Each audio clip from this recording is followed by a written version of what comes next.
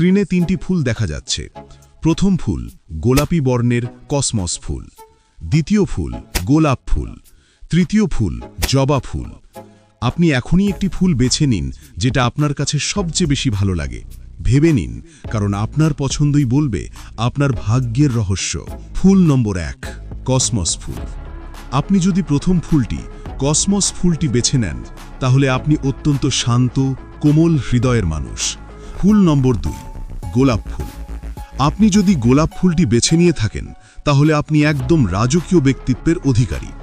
আপনার আত্মসম্মান প্রবল, আপনি নিজের মতো চলতে পছন্দ করেন এবং আপনি জন্মগত নেতা।